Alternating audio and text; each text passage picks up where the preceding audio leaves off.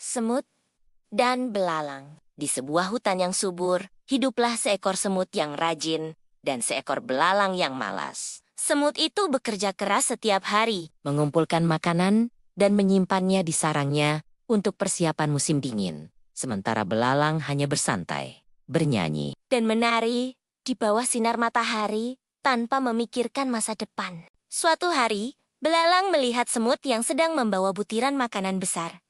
"Hai, semut! Kenapa kau bekerja begitu keras? Hari ini sangat indah.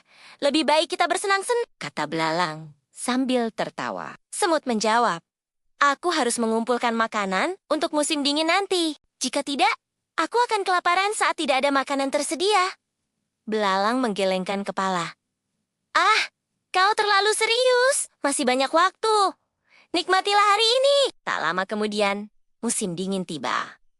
Udara sangat dingin dan tanah tertutup salju. Semut tetap nyaman di sarangnya, menikmati persediaan makanan yang telah dikumpulkannya. Sementara, belalang, kelaparan, dan kedinginan. Ia berjalan ke sarang semut dan mengetuk pintu dengan lemah.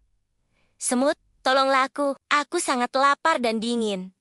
Semut memandangnya dan berkata, "Dulu aku bekerja keras sementara kau hanya bersantai. Sekarang, kau harus menanggung akibatnya." Belalang menyesal, tapi sudah terlambat. Ia pun menyadari bahwa kerja keras dan persiapan sangat penting dalam hidup.